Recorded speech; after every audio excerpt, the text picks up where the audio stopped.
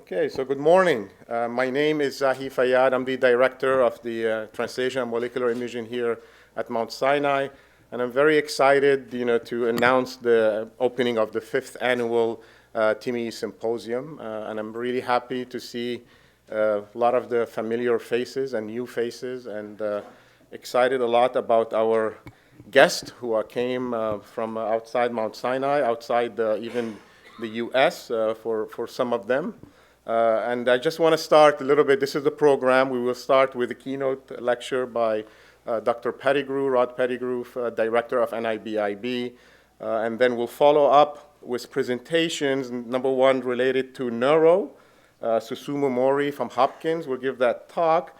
And then after his talk, we've selected for every topic, in imaging, neuro, cancer, nano, and cardiac, we selected from the submitted abstract the ones that got the best scores, or the top scores, I should say. And these are usually given by junior faculty or trainees, and it's really exciting that this way the junior people can share their work. We also have poster sessions during the day that you can see during the breaks, and we will also be giving awards and grading these abstracts. So I'll talk a little bit more about it as we go forward. One administrative note that this program is being recorded. So for the speakers, you either use the main microphone, or we have a microphone right there you can put on your belt and near your mouth. We also have two. If you ask questions, obviously we want people to hear the question, so we have microphones on the two sides. So we'll help you get to them properly. Just a brief aspect, this is really, the Translational Molecular Imaging Institute at Mount Sinai. Scott will mention, the aspect, Scott Friedman will mention the aspect of what Mount Sinai is doing in terms of innovation, technology, et cetera, and how it's meshing with the translational research and work that's going here. We're a multi-modality institute, obviously heavy on MRI, like many of the institutes, with a 7T MR, whole body program, PET MR, 3T, CT program, as well, all the peripheral related to the work for neuroimaging, functional imaging, physiological imaging, et cetera. We support human work, we support non-human primate work, as well as microimaging, multimodality focused, with 2 micro MRI systems, optical systems, ultrasound, et cetera. So really, the whole aspect of the setup is to create an environment that people can use and interact with each other, and not only at a Mount Sinai level, but also at the level of the New York area. We're very active, and we have great representation actually here from the big programs in the city, and we do really, between us, collaborate a lot, and we're trying to increase even that further. These are our faculty members in the institute, so you'll see some of them during the day. A lot of them have contributed themselves into the program, as well as people working with them. In terms of new people, we try to hopefully keep promoting our junior trainees into faculty position. And this year we have three candidates who are joining us from after training with us.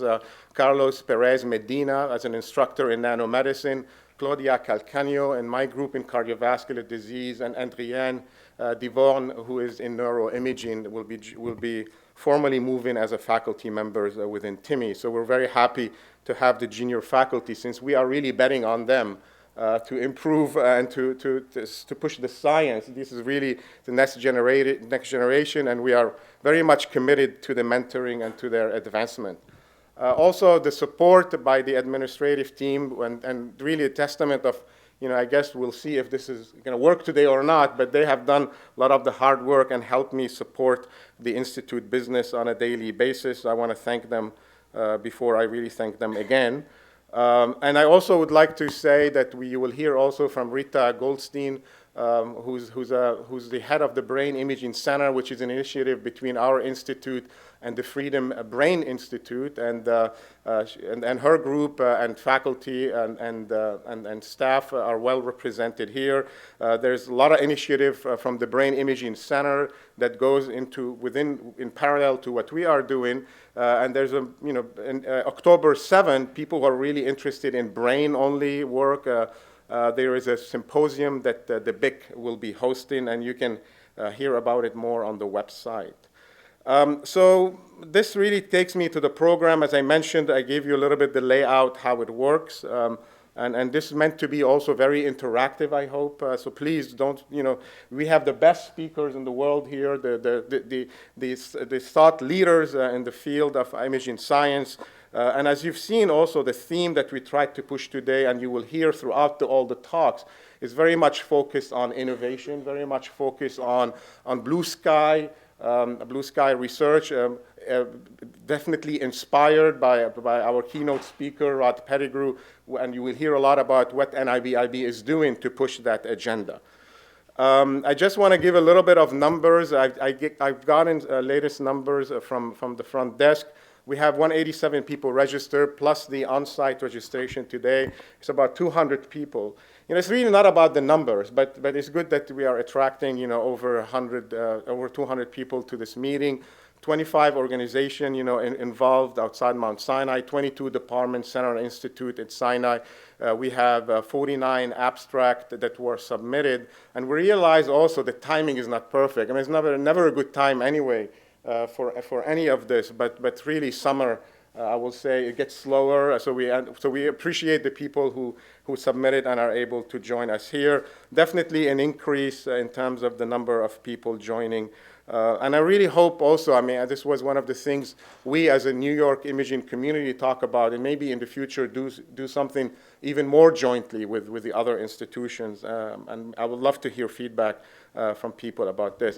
Just want to give, before in the meeting finishes, I'd like to give special thanks to the people who done all the heavy lifting here. Chris Canestrazi really has to be thanked for all his effort and interacting, I hope, properly with the guest speakers and everybody, and leading this effort, as well as the other people mentioned here. A lot of people from the Institute have volunteered, and you'll meet a lot of them during the day, hopefully. So I also would like to, this year, what we have done, we formally went out to seek extra money to support this, and we really want to thank our sponsors and contributors. We started in the game fairly late. There's also new regulation that we have to adhere with. So we learned, how to do this.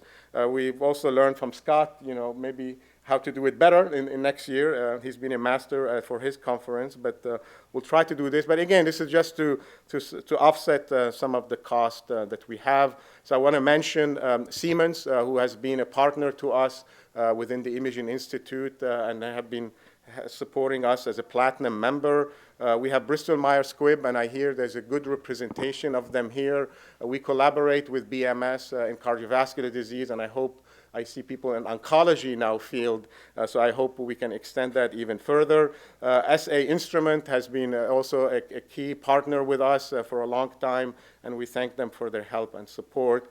And then finally, other contributors, Visual Sonics, Fujifilm, and wine imports in Austria, who has been supporting us with some wine. We take anything, we take money from anybody, we take anything, drugs, whatever you want to give us. We drink it, we take it, we're users, or whatever. So thank you very much for this. And we've also have been, Chris and others within the institution have been active on try to be active on the social media during this time. So if you see me behind the computer or on the phone, I'm not talking to my wife or to my friends. I'm actually hoping to be tweeting about this event during the time. And I feel free to do it if you want to do this. Hashtag TMI15, and if you on Facebook, Timi.Sinai, on Twitter, TimiNYC also is related to us. So without further ado, I would like to actually have Scott Friedman come in, but let me present Scott very briefly without going a lot into time. But it really gives me great pleasure to have Scott come in here. Scott is our Dean for Therapeutic Discovery and the Chief of Division of Liver Diseases at Mount Sinai. He is really one of the experts. Anywhere I go, when we talk about liver fibrosis and scarring, his name always comes up. He really has been part of, discovery in biology, figuring out major cells and major components that are now being considered for therapeutic antifibrotic therapy. He's a graduate of Mount Sinai. He's also an engineer by training in a little bit, in a sense. He's trained at Beth Israel and in Boston and UCSF. He's extremely well published, over 300 peer review, very high impact, very highly also decorated with multiple awards given to him for his work as well for his teaching. He has a very active training faculty program for postdoctoral fellows and faculty. He's also a very well, respected doctors, always appearing in America's top doctors. And he has really, I think we'll hear from him some of his effort to help Mount Sinai move into the aspect of better ways to do therapeutic discovery. And also he's really taken the concept and pushing the vision of innovation. And he runs, I think, one of the most exciting conferences now in its third, five. Okay, it's like us. Okay, 5, much bigger than this, where he gets really becomes like a TEDx kind of conference with innovation. People coming in not only from science, but really aspect of leadership in business, leadership in even sports. We've heard. So it's nice to see somebody at Mount Sinai, bringing in that culture to us, which I think is very important. Us as geeks and engineers. So with this, I want to thank Scott for doing the opening remarks. Thank you. Well, thanks for the kind words, Zahi. As a liver doctor, I was thrilled to see you have a sponsor who gives wine, and that keeps us in business. So thank you, Inotria. Welcome on behalf of the Icahn School of Medicine at Mount Sinai. Welcome to New York. I'm a native New Yorker, so it's beautiful to see a full house and beautiful weather. It's like this every day of the year, in case you were wondering. So let me tell you a little bit more and provide some context that I think really frames this exciting conference that Zahi and his team have put together. So first of all, my role as Dean for Therapeutic Discovery is really intended to integrate and ultimately synergize all the elements around innovation across the spectrum of what we do. I think we've been off to a great start. Zahi mentioned our Sinai Innovations Conference, which, if you're interested, this year is October 27th and 8th. Its focus is on digital medicine. We have thought leaders across the business and scientific and engineering spectrum. That takes place in the Stern Auditorium. It's a Tuesday, Wednesday, October 27th and 8th. I also want to welcome you on behalf of Dean Dennis Charney, who has really been the engine and the driving force behind a lot of the innovation efforts and successes that have taken place. But let me give you a little bit of a broader context. So now the Mount Sinai Health System is not just the Mount Sinai Hospital. It's comprised of 7 different hospitals that are the Mount Sinai Health System, thanks in large measure to the merger with the Continuum Health System. So we're now composed of 7 different hospitals, and in aggregate we account for 40% of all hospital discharges in the city of New York. So it's a huge operation, and clearly that kind of scale offers unique challenges, but more importantly, unique opportunities in population health, technology development, large clinical trials, and it really, and of course population health. And if you've been reading the New York Times this week, there have been full-page ads now in a new advertising campaign to underscore the breadth of our health system, but also our commitment to population health, keeping people out of the hospital, keeping them well, rather than just incurring costly care at the end of a long spectrum of disease, which includes liver disease that we're very familiar with in my team. But this really builds on a very long history of translation at Mount Sinai. So the hospital itself is over 160 years old. It had a couple of locations before we moved here. The med school, relatively speaking, is young. We're now about 50, 60 years old. I was in the 10th graduating class. Ken Davis, our CEO, was in the first graduating class. So I think there's still a long legacy of appreciation among people who are active here of the roots of this institution, which are largely great clinical care and true translation. And so it's not just an accident that it's a Translational and Molecular Imaging Institute. These are really two of our core strengths. So, you know, to turn to the innovation concept, it tends to be a slightly overused term, but I do think it's very apt in our institution, and it is the driving force behind what we do. So let me just outline some of the crazy, wild things we're doing here that I think really are innovative, starting with medical and graduate education. We started a medical school admissions program that will comprise 50% of our incoming class, in which students are admitted after their second year of college without the MCATs, without traditional pre-med courses, and with extraordinary strengths in parallel or related fields, in particular engineering, big data, physics, things that are skill sets that ordinarily don't mesh easily with medicine, but we believe ultimately are going to drive innovation. And that's been a wildly popular program. It's called the FlexMed program. We're now in our second year. We've developed a whole swath of educational programs around entrepreneurship, both for students and for faculty. We recruited Eric Liam from UCSF as our Vice President and Director of Mount Sinai Innovation Partners. He's built one of the largest and most effective teams in the country in translating a lot of what we do into business and commercial opportunities. We also have some very unusual programs now where we have joint MD PhDs programs or training with Google, Google X specifically out in the Bay Area. Our students come here for 2 years, they do their PhD at Google X, they return here for their clinical training. We're cultivating one with Apple. We have one with McKinsey Consulting so that people have broad training in healthcare consulting and regulatory issues, and we expect those people to be the new leaders of medicine at large over the next generation. The school has made major investments in big data. We have a huge genomics institute led by Eric Schatt. He's brought in over 100 faculty recruits that are really transforming our ability to do big data, whole genome sequencing, a variety of different opportunities that build on an investment in the supercomputer that's led by Patricia Kovacs. I mentioned we already have large and growing relationships with not only Apple, Google, but IBM, as well as a robust startup culture here, which has been relatively unique in New York, and for reasons that have not been clear to us. Having spent a long time in the Bay Area, I was mystified when I first came 15 years ago at why there wasn't as much of an entrepreneurial culture in New York, but I can assure you that has changed. Certainly it's changed at Mount Sinai. Through a variety of reasons, recruitment of new faculty, large tech transfer office, and an ambition on the part of the leadership to really transform who we are and how we do things. And that is attracting a new breed of trainees, new breed of faculty. The Translational Molecular Imaging Institute is one clear example where technology development has enormous clinical and commercial applications. Zahi alluded to the engineering component. We have a very robust and growing relationship with Rensselaer Polytechnic Institute. Full disclosure, I'm a graduate of RPI, so it seemed like a natural for me. That in turn attracted support from the New York Economic Development Corporation, who are investing in our programs in part because they view this as a potential economic engine that will attract more people, more jobs, more companies. So we think that we're really on the map now. And then finally, interdisciplinary science and the actual translation that this institute and others around Mount Sinai are really committed to.